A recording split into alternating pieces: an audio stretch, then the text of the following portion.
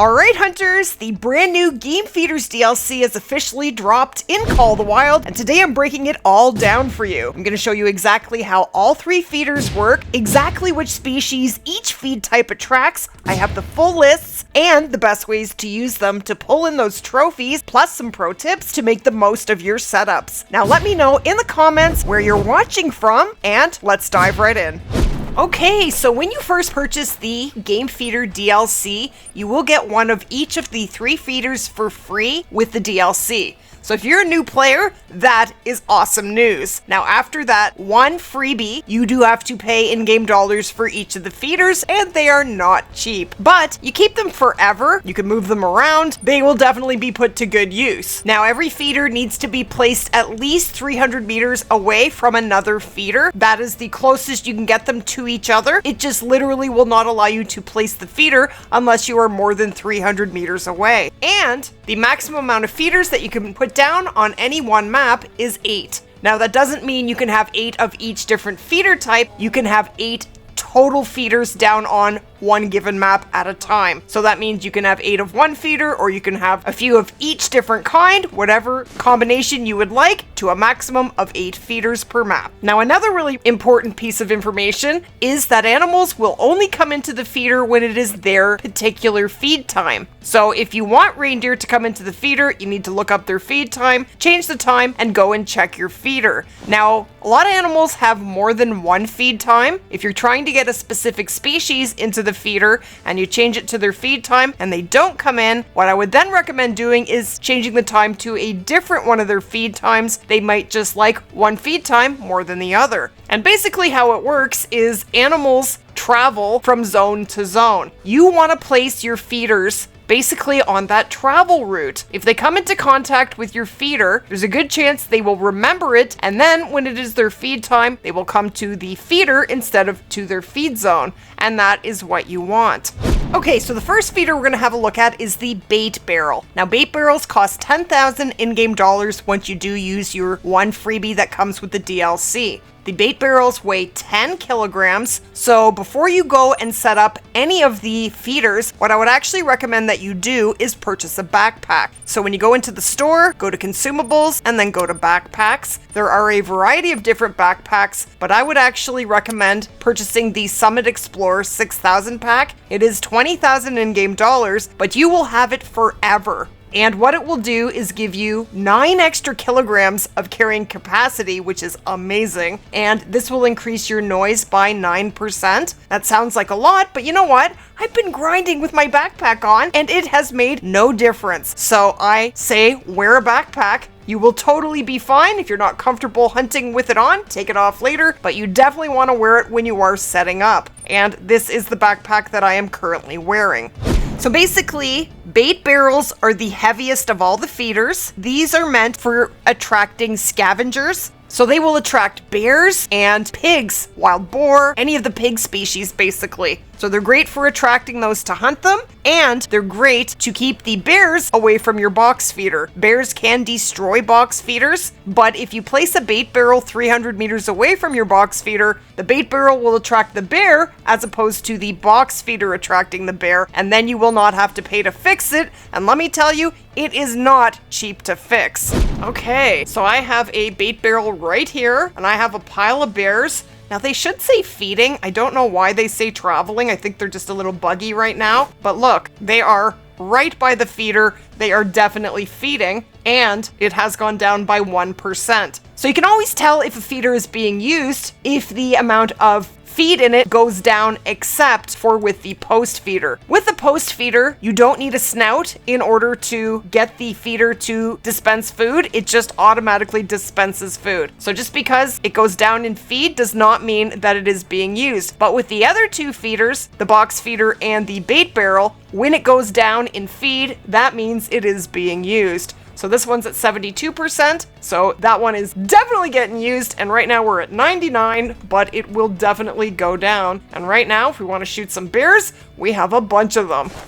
Now, you can add feed to any of the feeders right at the feeder, or you can add feed remotely. Just put your pointer right on the feeder and left click, and you can fill remotely, or you can place a waypoint, remove a waypoint, and we have the cancel button. So if I click fill remotely, it gives me the choice for the bait barrel between sour fermented mash and meat scraps. Now, what are they good for? Well, I have a chart. Okay, so the sour fermented scraps will attract black bear, Eurasian brown bear, grizzly bears, collared peccary, feral pigs, warthogs, and wild hogs. Now, if you only want bears, then you are going to pick the meat scraps, and that's good for black bears, Eurasian brown bear, and for grizzly bear. And I'm gonna go pull that bait barrel, but first, we are gonna shoot a bear. Now, the other thing I would highly recommend that you do is place a tent at least 230 meters away from the feeder so that when you fast travel to the tent, you won't spook the animals that are at your feeder, and that way you can monitor what is at the feeder. So this tent here, I can see this feeder, and this feeder over here. All right, I don't have my night vision scope, but that's okay. Now, when you do hunt a whole pile of animals at the feeder, if you don't offset your hunting pressure, eventually that hunting pressure will stop animals from coming into the feeder. So if that happens, what you want to do is pick up your feeder and put it somewhere else where there's no hunting pressure, or go and create a bunch of hunting pressure somewhere else on the map, and the more pressure you put somewhere else, the less pressure you will have here until eventually it will disappear. Okay, and there is our level 6 and $1,206. Thank you very much. Okay, so we're gonna pull this feeder now. Okay, so anytime that you pull a feeder, you are gonna lose the feed that's in there. So right now this feeder is at 99%, so I'm gonna lose that. What can you do? Okay, so now we are gonna watch the next feeder, and that is the box feeder. Look, there you go. I changed the time. Immediately I got the message that the bear broke my feeder. Dude, he's there feeding at the broken feeder. Rude. So when this happens, you don't actually have to go right up to the feeder. You can just put your waypoint on it, click on it.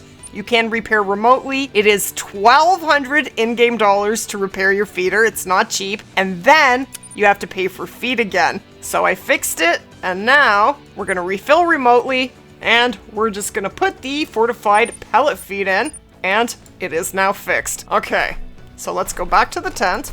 Okay, so it's fixed, but the bear is still there. Now I'm pretty sure when I change the time, I will instantly get a broken feeder. This is how important it is to have a bait barrel 300 meters away from a box feeder. What I'm gonna do is I'm going to change the time back by 1 minute. What that's basically doing is making it the same time less a minute tomorrow, and watch what happens. Oh, it didn't do it. It didn't break my feeder? It didn't. Oh, it did last time. All right, well, interesting.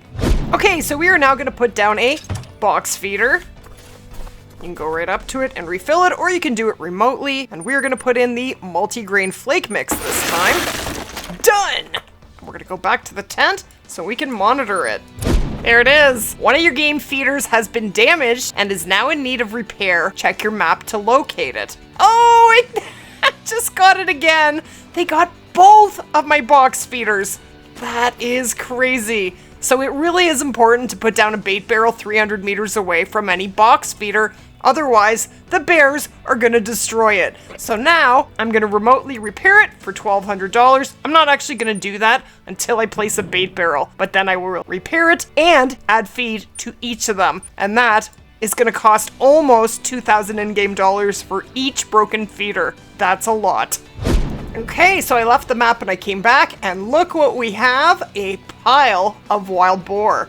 That is awesome. So I repaired the broken box feeder, pulled it, and dropped a bait barrel, and so our box feeder should no longer get damaged because we have a bait barrel 300 meters away. So basically, some good uses for bait barrels. While obviously they are good for protecting your box feeders like I just showed you by placing a bait barrel 300 meters away. They're great for bringing bears out of dense cover. So if you're trying to hunt something and it has a zone that's deep in the forest, drop a bait barrel in an opening close by and bring them out of the dense cover. Also, it's great for species that might drink in the dark. If they have a feed time that's during the day, you can hunt them in daylight by dropping a feeder. Now the next feeder we're going to talk about is the box feeder. So box feeders are 12,000 in-game dollars. They weigh 6 kilograms, so not quite as heavy. And this is the only feeder that can be destroyed by bears. So again, you want to drop a bait barrel 300 meters away so you don't have to pay all that money to fix them. They're designed for medium to large deer species, and they are activated by animal snouts triggering the release of food. Now I want to mention that box feeders do not attract roe deer. I know that in one of the EW teaser trailers, they showed a roe deer at the box feeder. They wanted us, the creators, to let the community know that roe deer will not actually come into box feeders. They will only come into post feeders. So I'm letting you know. Okay, so now we're going to repair this remotely because I haven't done that yet. And let's talk about the different food. So for the box feeders, with the multigrain flake mix, these are the species that will come into the feeder with that type of food. We have black bear, Eurasian brown bear, grizzly bear, fallow deer, sika deer, whitetail, nilgai, blue wildebeest, gemsbok, lesser kudu, and black-tailed deer. And then with the fortified pellet feed, black bear, Eurasian brown bear, grizzly bear, barrasinga, Grant caribou, moose, black-tailed deer, fallow deer, rusa deer, mule deer, woodland caribou, Manitoban elk, sambar, sika deer, red deer, whitetail, mountain reindeer, Rocky Mountain elk, and Roosevelt elk. So those are all of the species that will feed at the box feeder with the 2 different types of feed. Now I will post this chart to my Discord for you guys to easily reference, and I will leave the link on the screen and in the description below. So with the box feeder, it only releases food when animals feed from it. So when you place it somewhere, oh, I didn't put bait in? Guess I didn't. Okay, did that work? What is happening? What is happening? It's saying I don't have any, but I do. Is it not updating? Oh, it just takes a minute to update. Okay, so now we have 100% bait. So now, let's see. Let's have a look at that chart one more time. Okay, so the fortified pellet feed brings in mountain reindeer. What do we have in it? Okay, I'm going to change over to the fortified pellet feed, and now we are going to make it reindeer feed time, which is 8 to 12 and 16 to 20. So I'm going to make it 10 a.m. Now you do have to do quite a few time changes at first in order to get the animals to come in. If you change the time once and they don't show up, just put the time back by a minute, and that one time change should bring the animals into the feeder. Now, if you try one time frame and nothing is there, and they have more than one feed zone time, try the other one. It may be the one that they like. And we have reindeer at the box feeder. And the pigs, it's no longer their feed time, so they are leaving the bait barrel. And over here, we do have a post feeder. Oh, it has no bait? Really? Okay, let's see, what do we want to pull in? Well, on this map, probably reindeer, so I will put the multigrain flake mix in, and we'll check back in a few minutes. And the last feeder type is the post feeder. Now, post feeders cost 12,000 in-game dollars. They do weigh 8 kilograms. They automatically dispense bait at a steady rate. The height of the feed hopper, combined with a sturdy foundation, prevents damage from aggressive visitors. So you don't have to worry about bears or anything destroying a post feeder. They are safe. And let's have a look at the feeds for the post feeder.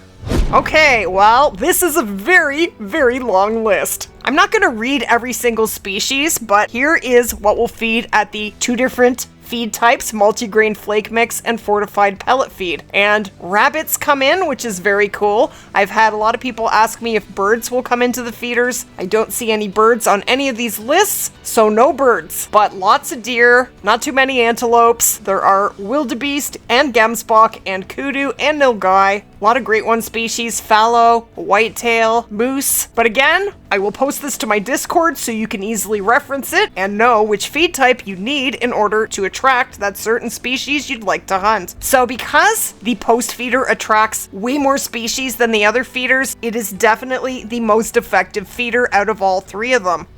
Now, changing it to animals' feed time is the only way to get animals into a feeder. Now, I have all of the feed times, all of the zone times for every species in the game posted to my Discord. Okay, so this is my Discord, and there's the link on the screen. I'll also leave it in the description below. Would love to have you join. So basically, when you come in here, go to References cotw, and the first channel is Species Info. In here, we have an info sheet for every map in the game. So when I click, for example, on Layton Lakes, we have every species, and every piece of information that you could ever want to know about that species is in this chart. So if you're looking for their feed time, the second column here is all of the animals' feed times. So we want to get Blacktail into our post feeder and Blacktail feed from 4 to 8 and 12 to 16. So that is what we're going to change the time to. So all that info is there for every map. And if you're looking for hotspots, I do have hotspot maps for every single species in the game here posted to my Discord to make your life easier. Now, it's always a good idea to put feeders by in-game structures. This is one right here. So I have my feeder right here, and you always want to have a tent close by so that you can monitor and hunt from that feeder. And look at that! We have Blacktail at the feeder. Just a couple does, but hey, it's working. So basically, when animals are at the feeder, they will say eating, but feeders don't actually create a new feed zone. They basically create a temporary feed zone. So nothing is going to show on the map, you're just going to see where that feeder is. So I think this is a really amazing way for new players to attract animals if they're not sure where to find them. Drop feeders all over the map, change it to feed time, and you will eventually get some animals in there, and you do get one of each feeder for free with the DLC. So if you're a broke new player, like most new players are, the feeders are definitely going to help you earn some cash. Now, I don't think feeders are the best for grinding, except for the bait barrels are really great if you're doing a bear grind to put out at your exteriors to draw out those big bears so that you can find them more easily. And I do have a guide on how to do that, and I will leave the link right here on the screen and in the description below. So I plan to do a bunch of research and figure out where all of the best spots are for every map, and I will be making feeder guides specifically for different maps in the near future. So if you did enjoy today's video or learn anything at all, definitely go ahead and splat that like button. Hit that subscribe button if you are new to the channel. Lots of exciting videos coming up, and as always, thank you so much for watching. And I'm going to recommend that you click right here to watch me hunt with feeders as a new player.